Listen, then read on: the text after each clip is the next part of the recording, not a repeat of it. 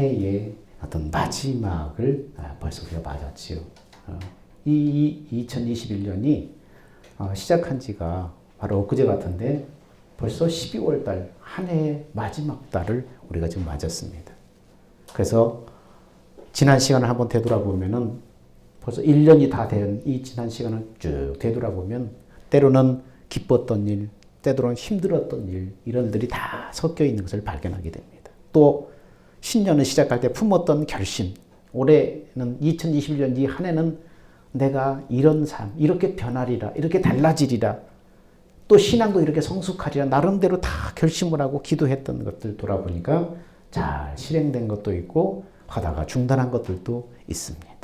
그럼에도 불구하고 지금까지 잘 지내도록 하나님이 우리를 인도하신 그 은혜를 우리는 찬양하지 않을 수 없습니다. 우리가 사람인지라 때로는 고난이나 실패에 대해서 아쉬운 마음을 품을 수 있어요. 특히 고난의 때를 지나는 동안에 하나님의 사랑에 대해서 회의적인 생각을 품을 때도 있어요. 근데 성경은 하나님의 백성은 고난이 없을 것이라고 성경은 말하지 않는다는 거예요. 하나님의 자녀들은 하나님의 자녀이기 때문에 아무런 고난이 당하지 않을 것이다. 아무런 고난을 당하지 않을 것이다. 순탄한 길만 갈 것이다. 이렇게 말씀하지 않으셨다는 거예요. 오히려 고난이 있는데 그 고난을 이기고 반드시 너는 승리할 것이다.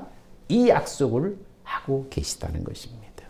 오늘 시편 1절, 2절에 보니까 하나님이 어떻게 말씀하셔요? 그가 나를 푸른 초장에 누이시며 실 많은 물가로 인도하시는도다. 3절에 내 영혼을 소생시키고 자기 이름을 위하여 의의 길로 인도하시는도다. 하나님이 인도하신다는 거예요. 하나님의 아들, 딸이고 하나님의 생명으로 예수의 목숨값으로 우리를 낳았기 때문에, 하나님의 생명으로 낳았기 때문에 하나님이 그 인생, 그 영혼 일생을 붙잡고 인도하신다는 거예요. 끌고 가신다는 거예요. 여기서 인도하신다라는 표현은 뭡니까? 안내를 뜻합니다. 안내한다는 거예요. 하나님은 그 백성들에게 주의를 기울이시면서 조심스럽게 안내하듯이 그 자녀들을 인도하신다는 거예요. 부모가 이 자녀를 너 이리 와, 이쪽으로만 가야 돼 아니라 잘 타이르고 설득하고 인내하듯이, 안내하듯이 그렇게 인도하신다는 거예요.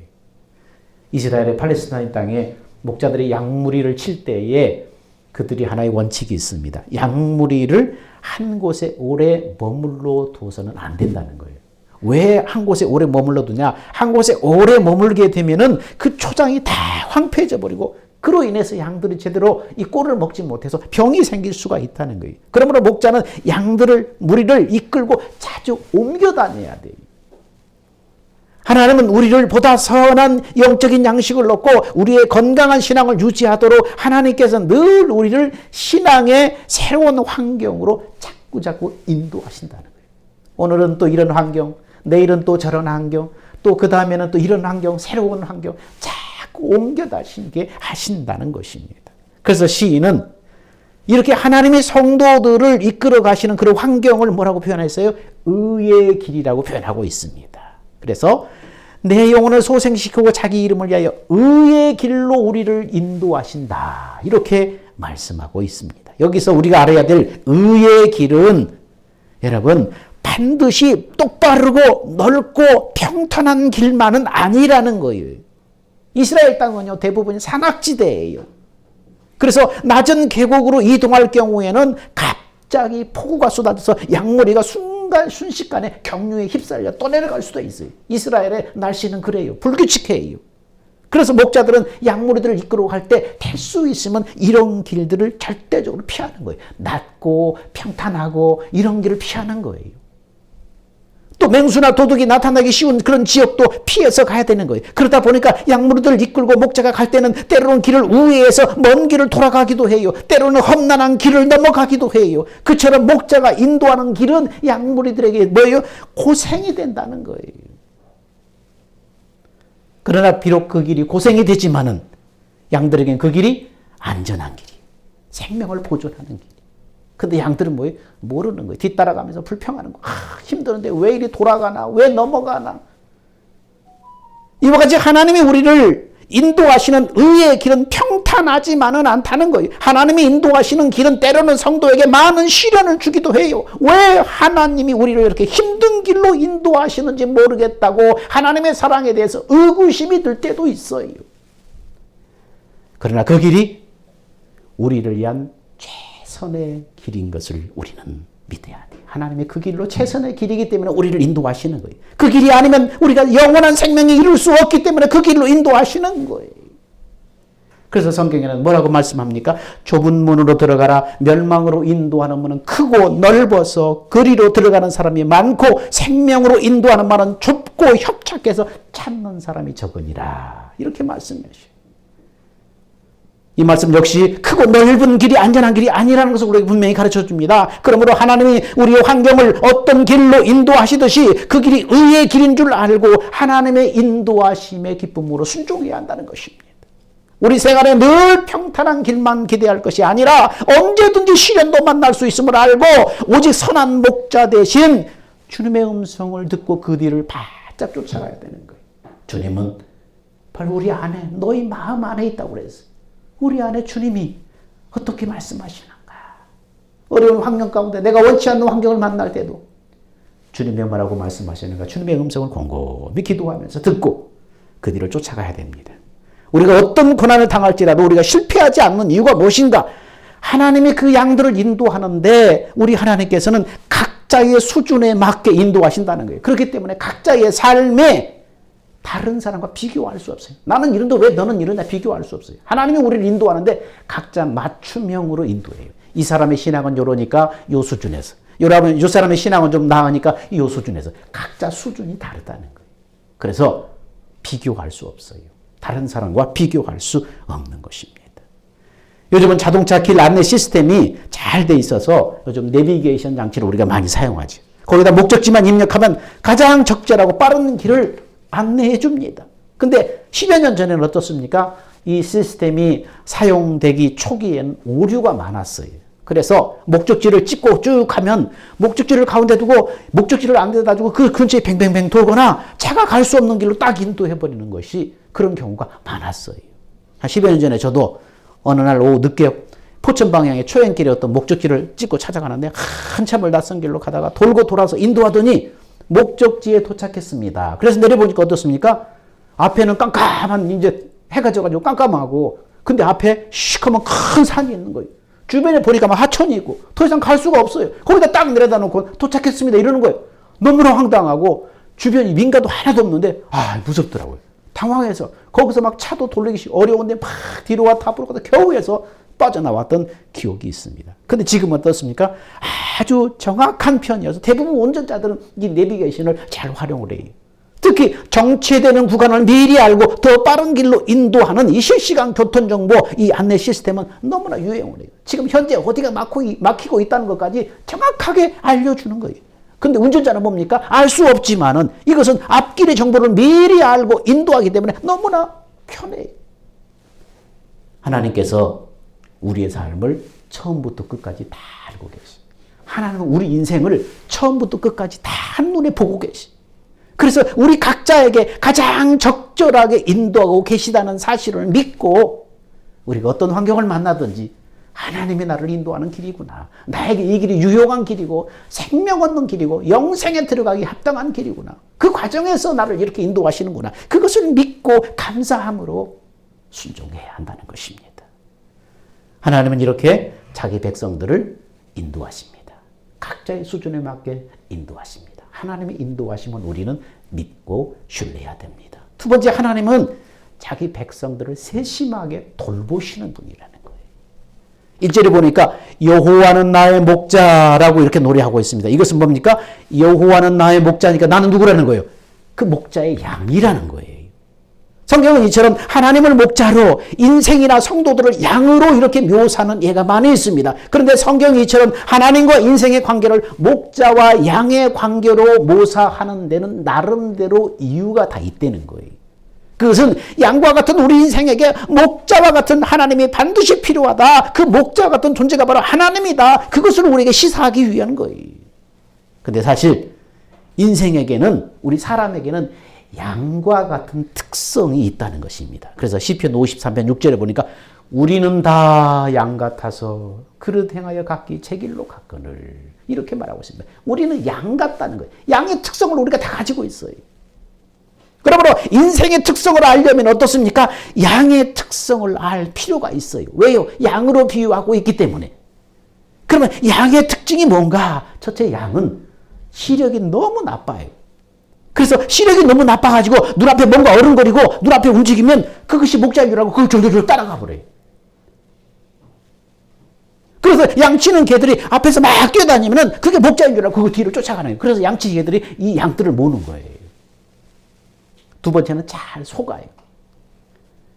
이런 양떼의 형편을, 이 형편없는 이 분별력을 야생 개들이 잘 알고, 전에는 옛날부터 야생 개들은 이 야생 양떼를 잡아먹는데 교묘하게 잘 속으니까 교묘하게 잘 유도해가지고 골짜기를 몰아넣은 다음에 거기서 잡아먹고 그렇게 했다는 것입니다. 인간은 바로 이런 점을 이용해서 양치기계를 훈련을 해서 양치기에 썼다는 것입니다. 세 번째는 양들은 잘 넘어져요.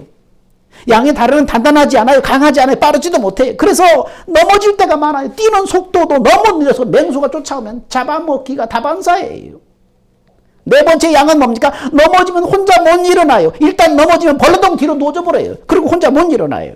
이렇게 뒤집혀진 양은 아무리 애를 써도 못 일어난다는 거예요. 목자가 와서 세워줄 때까지 벌러덩 누워있는 거예요. 그리고 그 누워있는 상태에서 뒤집히는 버둥거리면 어떻습니까? 배에 가스가 차서 혈액순환이 안 돼가지고 죽기도 한다는 거예요. 다섯 번째 양은 중심을 금방 못 잡아요. 한번 넘어졌던 양은 이렇게 세워줘도 금방 중심을 못 잡아요. 그래서 목자가 양을 세워준 다음에 어느 정도 붙잡고 있어야 돼요. 그래야만 정신을 차리고 중심을 잡을 수가 있습니다. 여섯 번째는 이기적이고 멋대로입니다. 새끼 양들의 배가 고파서 어미 양으로 보이는 이 양에게 다가가면 이 양들은 매정하게 뿌리쳐버립니다. 양은 그저 온순한 것 같지만 상당히 이기적이어서요. 목자가 없으면 각자 자기 먹을 것 찾는 데만 정신이 팔려서 멋대로 다 흩어져 버립니다. 일곱 번째는 방향 감각이 없어요. 양은 시력이 나쁘기 때문에 방향 감각이 없어요. 그래서 앞에 야생 숲이 있는지 낭떠러지기가 있는지도 모른 채 무조건 앞으로 돌진하는 거예요. 그래서 반드시 목자가 없으면 양은 생존할 수가 없는 거예요. 여덟 번째는 반드시 왔던 길로 되돌아갑니다. 양은 한번 떠나왔던 길을 다시 되돌아가는 귀소 본능이 있습니다. 이것은 우리에게 뭘 말해줍니까? 양과 같은 우리는 흙에서 태어났기 때문에, 흙으로 만들어졌기 때문에 결국은 한 줌 흙으로 돌아가는 인생이 될 것이다. 우리의 영혼은 하나님의 생명으로 태어났기 때문에 영원하신 생명이신 하나님 앞에 다시 돌아갈 것이다. 돌아간다는 걸 우리에게 교훈해 주고 있는 것입니다. 양은요, 아홉 번째는 방어력이 제로예요. 양은 자신을 방어할 만한 능력이 전혀 없는 무력한 존재예요. 심지어 물고기로도 세상에 어떤 다른 동물들은 다 자기를 방어할 만한 그런 것들이 있어요. 색깔을 변하게 한다든지 뿔이 있다든지 뭔가 이렇게 방어할 만한 것이 있는데 양은 자기를 방어할 만한 것이 아무것도 없어요. 그래서 잘 속습니다. 눈에 잘 안 보입니다. 넘어집니다. 뛰는 속도도 느립니다. 그렇기 때문에 반드시 누군가가 옆에 있어줘야 돼요. 이게 양의 특성이에요. 열 번째, 양은요, 죽을 때가 되면 온순해집니다. 염소나 돼지 등은 죽음 직전에 막 발버둥을 치지만은 양은 죽음 앞에서만은 모든 것을 체념한 듯이 온순해집니다. 여러분, 사람이 그래요. 사람은 죽음 앞에서요, 돈도 명예도 권력도 자신도 아무것도 아니라는 것을 깨닫고 나서 그 죽음 앞에서 온순해지 말라고 해도 사람은 온순해지는 것입니다. 양의 특성을 다 갖고 있는 거예요. 우리가 이런 양의 특성을 볼 때에 양은 목자 없이 살 수 없는 동물이라는 것을 우리는 알게 됩니다. 우리는 다 양 같은 존재예요. 그러므로 절대적으로 목자가 필요합니다. 목자이신 하나님께서 양 같은 백성을 인도할 때 양에게 꼭 필요한 푸른 풀반 맑은 시냇물가로 인도하신다는 것입니다. 마태복음 6장 8절에 예수님은 그렇게 말합니다. 우리에게 구하기 전에 있어야 할 것을 하나님은 아시느니라. 하나님이 우리에게 필요한 것이 뭔가를 알고 하나님이 우리를 돌보신다는 것입니다. 1절에 보면 시인은 여호와는 나의 목자시니 내게 부족함이 없으리로다. 부족함이 없다는 말은 하나님의 돌보심을 받는 사람의 상태를 표현한 것입니다. 하나님의 돌보시기 때문에 부족함이 없다는 거예요. 여러분, 출애굽 출애굽한 이스라엘 백성들은 하나님이 돌보셨기 때문에 아무것도 없는 광야에서 부족함을 느끼지 않았어요. 신명기 2장 7절에 보니까 무려 40년 동안을 광야를 지나는데 먹을 거, 마실 거, 입을 거, 신을 것이 나지 않은 광야에서 아무런 부족을 느끼지 못했다고 기록하고 있습니다. 하나님이 돌보셨기 때문이에요. 열왕기상 17장 16절에 보니까 사르밧 과부를 봅니까? 그 여인에게 겨우 한 끼 먹을 양의 기름과 가루만 있었는데 하나님이 돌보셨을 때 통의 가루와 병의 기름이 끊이지 않았다고 기록하고 있는 거예요. 하나님이 돌보시면 그러는 거예요. 이렇게 하나님을 목자로 삼아서 그의 돌보심을 받는 사람에게는 부족함이 없게 되는 것은 뭡니까? 하나님이 만물의 주인이기 때문에요. 하나님이 전능자이기 때문에요. 그러므로 하나님을 목자로 삼아서 따름에 의지하는 사람은 어떤 상황 속에서도 부족함을 느끼지 않는 것입니다. 하나님께서 좋은 것으로 부족함 없이 채우는데 불만족하고 불평하는 사람이 있다면 하나님의 공급하심이 부족한 것이 아니라 하나님이 채우시는 은혜에 대한 감사가 부족하기 때문인 것입니다. 여러분, 이스라엘 백성들의 광야에서 생활할 때 하나님은 그들에게 부족함 없도록 그렇게 돌보시고 채우셨어요. 하나님은 그들에게 먹을 것, 마실 것, 입을 것, 신을 것 다 공급해 주셨어요. 흘러 넘치지는 않았지만 부족함이 없었다는 거예요. 그런데 그들은 얼마간의 시간이 흐른 다음에 뭐라고 불평했어요? 식탁에 고기가 없다고 불평하기 시작했어요. 그것이 무엇이 부족해서 불평한 것입니까? 아니에요. 하나님의 공급이 부족한 것이 아니라 그들의 마음에 감사가 사라져버리니까 불평하기 시작한 것입니다. 여러분, 하나님은 우리의 삶의 모든 필요를 채워서 부족이 없도록 하시는 거예요. 여러분, 하나님은 지금도 우리에게 부족함이 없게 하십니다. 인간의 눈으로 볼 때는 누구는 풍성하고 누구는 모자란 것 같지만 사실상 다 부족함이 없는 거예요. 그러므로 현실 가운데서 만족하는 삶, 감사하는 삶을 살아야 되는 것입니다. 우리가 가진 것이 하나님께로 난 것임을 알고 그것으로 인해서 감사할 수 있어야만 한다는 것입니다. 그런데 하나님이 주신 것으로 만족할 줄 모르게 되면 아무리 많이 가져도 만족감이 없으면 늘 부족을 느끼는 거예요. 늘 궁핍을 느끼는 거예요. 감사가 사라져버리고 하나님이 우리의 삶을 책임지고 우리의 필요를 채우신다는 이 믿음이 없으면 아무리 많이 쌓아도 늘 부족을 느끼고 허덕이게 되는 거예요. 시편 34편 10절에 젊은 사자는 궁핍하여 줄일지라도 여호와를 찾는 자는 모든 것에 부족함이 없으리로다. 젊은 사자는 궁핍하여 줄일지라도 하나님을 찾는 사람은 부족함이 없다. 여러분, 젊은 사자는 뭡니까? 사냥을 잘하는 힘센 사자를 말해요. 그 젊은 사자가 자기가 원한다면 언제든지 사냥해서 먹을 것을 포식할 수 있어요. 근데 왜 그 젊은 사자가 궁핍할 수 있다는 거예요?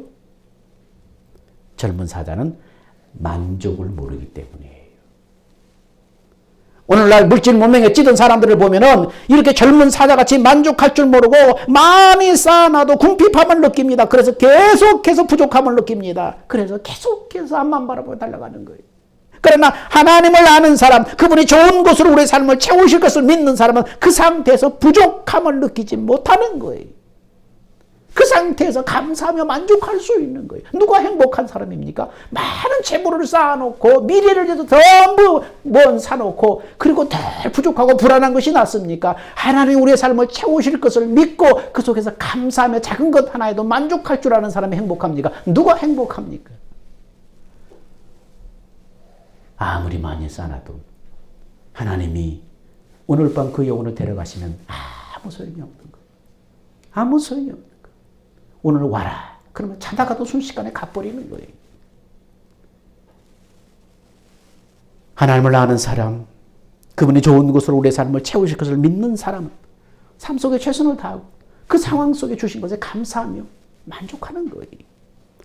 빌립보서 4장 12절에 바울은 자신이 내가 어떠한 형편에 처하든지 자족하기를 배웠노라 이렇게 말씀합니다. 하나님이 좋은 것으로 내 삶을 채우실 것을 믿기 때문에 거기에 만족하고 감사한다는 거예요. 여러분, 오늘 하나님의 공급하심을 믿음으로 그 바울의 자족함으로 만족을 누리는 복된 여러분이 다 되시기를 축원합니다.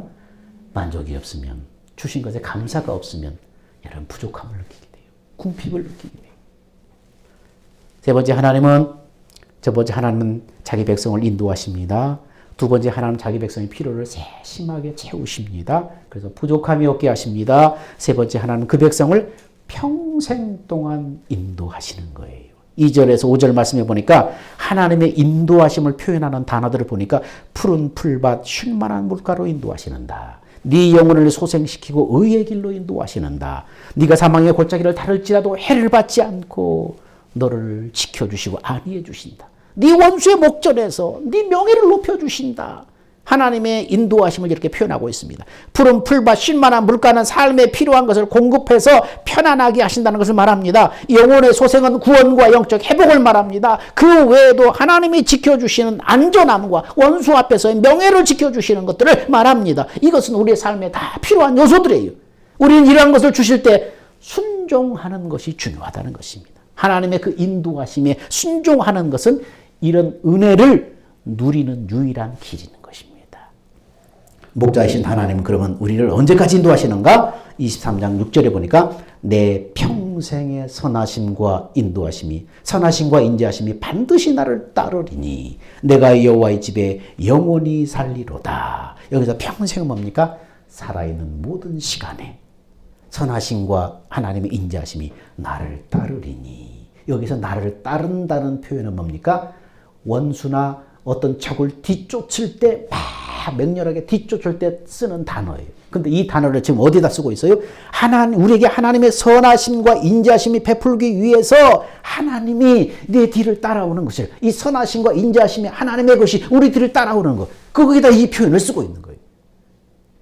내가 살기 위해서 전력 질주해서 막 도망가고 뒤에서 적이 쫓아올 때, 전력 질주해서 쫓아올 때 이 따르리니라는 이 원어를 쓰는데, 이 원어를 어디다 써요? 하나님의 백성을 하나님이 인도하시는데 그 하나님의 선하심, 그게 베푸는 인자하심이 그 뒤를 쫓아가는 것, 이것을 여기다 쓰고 있다는 거예요. 우리는 이미 하나님의 백성으로 하나님의 인도하심을 이미 받고 있는 거예요. 처음 예수 믿는 순간부터 우리 수준에 맞는 하나님의 인도하심이 이미 시작됐어요. 우리가 사는 모든 시간 동안 하나님은 계속해서 우리를 인도하실 거예요. 올해 마지막 달 임한 것처럼, 바로 오늘 우리가 올해의 마지막 달을 맞이한 것처럼, 우리가 하나님의 나라에서 하나님을 섬길 때 그때가 이제 불언간에 돌아올 거예요. 예수 이름으로 말씀하시고 인도하시는 그 하나님의 인도하심에 순종할 때 하나님은 최상의 길로 우리를 인도하시는 하나님의 은혜를 경험하게 될 것입니다. 그것이 하나님의 백성이 누리는 복과 은총이에요. 나태주 시인이라는 분이 시를 썼는데 길가의 풀꽃을 보고는 그렇게 시를 썼습니다. 자세히 보아야 예쁘다. 오래 보아야 사랑스럽다. 이런 시를 썼어요. 자세히 보아야 예쁘다. 오래 보아야 사랑스럽다. 그냥 일상적으로 그냥 지나치던 꽃을 자세하게 보는 순간 정원에서 기르는 화초에서 느끼지 못한 진한 감동이 시인에게 밀려든 거예요. 그래서 자세히 보아야 예쁘구나, 오래 보아야 사랑스럽구나, 이렇게 시를 썼다는 거예요. 여러분, 우리 인생 가운데 살아가면서 우리에게 주시는 하나님의 은혜도 그와 비슷하다는 거예요. 늘 하나님이 우리의 삶을 인도하시는데 그냥 스쳐 지나가면 몰라요. 자세히 보아야 하나님의 은혜의 그 감동이, 하나님 나를 지키시는구나, 나를 인도하시는구나, 내 삶의 필요를 채우시는구나, 내 명예를 높여주시고 내 위신을 세워주는구나. 자세히 보아야. 자세히 볼 때 하나님의 은혜는 때로는요, 고난이나 불행을 가장해서 우리에게 찾아오기도 해요. 그 고난과 불행 뒤에 하나님의 은혜를 같이 달고 온다는 거예요. 그래서 자세히 볼 때, 이것도 하나님의 은혜구나, 이것도 하나님의 인자하심이구나, 그걸 발견한다는 거예요. 세속적인 관점에서 우리에게 찾아오는 고난과 불행과 어려움은 그것이 불행이겠지만 믿음의 사람들에게는 고난 속에서도 하나님이 주시는 은혜, 자세히 보면 발견할 수 있다는 거예요. 오래 보면 발견할 수 있다는 거예요. 그걸 통해 주시는 하나님의 은혜를 발견할 수 있다는 거예요. 그래서 바울은 자신의 불행으로 인해서 하나님을 더욱 내가 의지하게 됐다는 것을 깨닫고 고난도 은혜다라고 바울은 고백하고 있는 거예요. 양같은 우리를 인도하시는 목자이신 예수님은 우리를 위해서 천국의 거처를 예비하시는 분입니다. 그곳에서 우리를 맞아 주시기까지 성부와 성자와 성령 삼위 하나님은 우리를 책임지시고 우리의 삶을 인도해 가시고 필요를 채우시고 하나님의 나라에 서기까지 우리를 지켜주신 것을 믿으시기 바랍니다. 사랑하는 여러분, 내가 아니요 내 안에 그분입니다. 우리가 믿을 것은 내가 아니요 내 안에 그분이. 목자신 하나님을 사랑하고 신뢰함으로 내 안에 주님의 음성을 듣고 청종해서 여러분이 참된 평안과 기쁨, 만족한 삶이 되시기를 주의 이름으로 축원드립니다. 기도합니다. 사랑과 은혜가 풍성하신 아버지 하나님, 하나님은 우리의 목자이십니다. 목자가 양을 세심하게 보살피고 인도하듯이 하나님 우리의 삶을 보살피시고 인도하시고 영원토록 하나님의 나라에서는 그날까지 우리를 책임지시고 인도하시는 분이십니다. 하나님, 우리는 하나님 없이는 살 수 없습니다.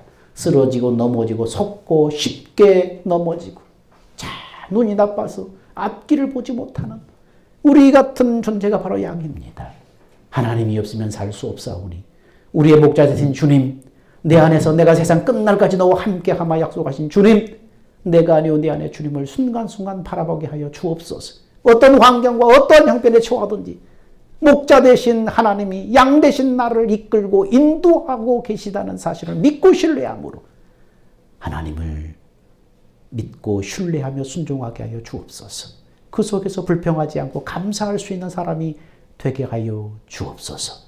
우리의 생명 되신 예수님의 이름으로 기도하옵나이다. 아멘. 다 같이 주님 다시 오실 때까지 찬양합시다.